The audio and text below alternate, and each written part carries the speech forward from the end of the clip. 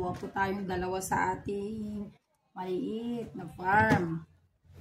So, gagawin po natin ay gaganituin po natin kakabsat. Alisin natin yung kanyang para iluto natin o kaya igataan mamayang hapon. Mga guys, kumusta na kayo? Like nyo naman ako. Follow, good afternoon. Kumusta na kayo na? Hindi ako nakapag-upload kasi medyo para ako nilalagnat kakabsat. Masama yung aking pakiramdam. Uminom naman na ako ng gamot pero medyo hindi po maganda yung aking nararamdaman mga guys. So tanggalin lang po natin ito. Kumakain ba kayo nitong puso ng saging? So, gagawin natin para ito ang tinatanggal. Ito po yung tinatanggal. Yung iba kasi ito lang kailangan alisin itong palito niya tsaka ito. Kasi matigas. Matigas yung mga idol. So, ganito. Tapos mamaya, iluluto ko mamayang hapon. Makikita nyo, tatagtarin natin. Tapos, igagata natin. Masarap po kasi ito sa gata. Ang puso ng saging, masarap ito gataan. Tapos, kahit lagyan mo na lang ay mga bilis. Bilis kakabsat. So, okay na. Ganito lang po kadali naman ang magtanggal nito. Ito po kasing palipalito niya na sinasabi nila kasi matigas. Matigas ito mga idol, matigas. So kailangan talagang alisin. Masakit yung ulo ko. Ang hirap din mag-isip ng mga idol, ng i-content, lalo kung pagod ka rin, maraming ginagawa. Araw-araw tayo nag-iisip. Mahirap din mga idol. Peace lang talaga.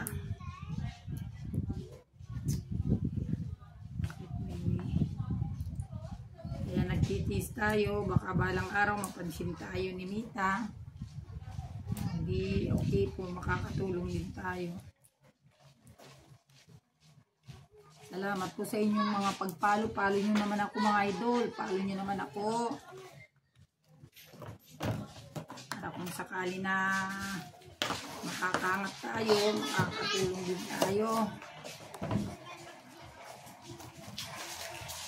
Yung mga iba kasi hindi nila alam yung ginagawa nilang ganito kakabsat.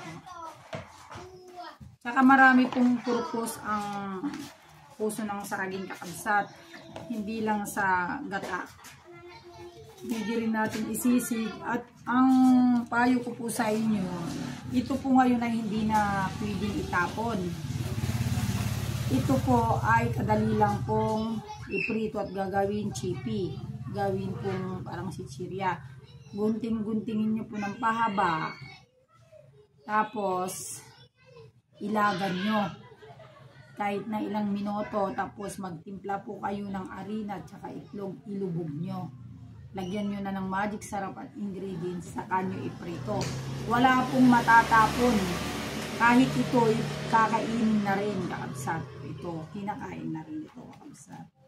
So, yung mga ibang mga mami, kung hindi nyo po alam, pwede nyo pong gawin, tignan nyo yung ginagawa. Kasi ako, dito sa probinsya, matagal na po kasi kaming dating kumakain ng mga ganito at kung ano-ano dahil merong karinderiya dati. Ito ay hinahalo ko ng giniling. Tadtarin ko pong ganon at nilalagay ko po sa giniling na dilata. Kung wala po tayong fresh na meat, pwede naman po yung dilata. Tapos igisa mo sa giniling na dilata at lalagyan mo siya ng chili oil para masarap. O kaya dilis. Pag nagisa na po yan, ang ginagawa pa pala na una, nakalimutan kong sabihin sa inyo, ganito po pala. Pag natadtad na po, lalagyan na po natin ng asin. Lalamasin po natin ngayon. Dun sa asin, patakam mo kunting tubig para hindi magaspang, lalamasin natin yan. Pag natadtad na po siyang nahiwa-hiwa na. Tapos, pag nalamas na siya ng asin at nalapay na, makita mo naman kung nalamas na, patakan mo na siya ng isang tabong tubig. Ganunin mo na, hugasan mo na. Pagtapos na pong nahugasan, pigain mo na. Pag napiga na po at naalis na po yung asin na mo na, buhusan mo ngayon ng suka. Pigain mo ulit. O di, pag natapos na po yun. Magano ka na ng ingredients niyang luya, sibuyas, bawang, paminta, sukay, handa mo na, ready mo na. Tapos pag ginisa mo na siya, masarap po, ginigisa siya sa alamang. Pag ginisa mo na siya, gigisa mo na sa alamang, tapos saka mo po ilagay ito, yung pag tinadtad na po, ilagay na. Ay, napakasarap po, subukan nyo. Tapos pag medyo malambot na, halata mo na kung nagisa mo na, dipatakan mo na isang basong tubig, nalagyan mo ng rekado, magic sarap, bitchin, paminta, takpan mo. Pag malambot na ito, ang lagyan mo na siya ng kunting suka at saka 2 kutsarang sugar. Ay nako, Diyos ko, kakabsat, mga mami, try nyo, kasarap. Hindi lang sa isang klaseng luto, o kaya ito rin ay napakasarap din siyang adobo. Alam niyo po bang masarap din ang adobo na ganito, yung adobo na ginigisa siya sa kamatis. Tapos, lalagyan mo siya ngayon ng tuna na prito, kakabsat, adobo. Napakasarap. Ang dami pong purpose ng luto na ito, kakabsat. So, pwede rin pong igisa ito sa itlog na may liver spread, kakabsat. Kasi nagtitinda ako, ganun ang ginagawa ko. Hindi nila alam na puso ng saging na pala yung kanilang kinakain. So, marami po, 10 klaseng luto po ang alam ko dito sa puso ng saging. Kung gusto mong simple naman mga guys, at wala kang pambili, ilaga mo na lang ito, at pag natapos na laga, isausaw mo na lang sa toyo at saka kalamansi. Tapos meron tayong tuyo o kaya pritong tinapa, kakabsat. Pili na. Ganun lang po kasimple.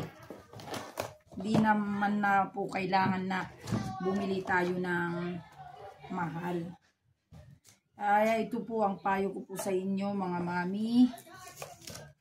Yung magtanim ng saba. Kasi marami kaming saging dun. So, marami dun sa kubong bunga ng saba. Kaya lang pinakaginog. Yung nakuha po kahapon dun sa pinos ko, siya po yun, nanguha po kami. Ayan po, akalain nyo po, ang dami po niyang palito kakabsat to. Oh, napakadami. So ito, dahil marami na ito, ay gunting-guntingin ko ito. Pwede ko rin ilaga at ibilad. Tapos gagawin na natin na pang-ulam. Pwede po natin na pag nabilag na siya, pwede siguro sa susunod na araw, i-prito na natin. Yan po kakabsat. Dahil dito sa puso ng saging, marami po tayong nagagawa, kakabsat. So, siguro ngayon alam niyo na, kamami. Thank you po at salamat sa inyong pagpapalo sa aking mga ina-upload. Na sana po tulong-tulong tayong umangat. Hindi, minsan kasi wala po akong time na ganito. So, ngayon may time po ako na naggawa nito. Thank you po sa inyong panunood at mamayang gabi, magla-live ako mamayang gabi. Salamat po sa inyo.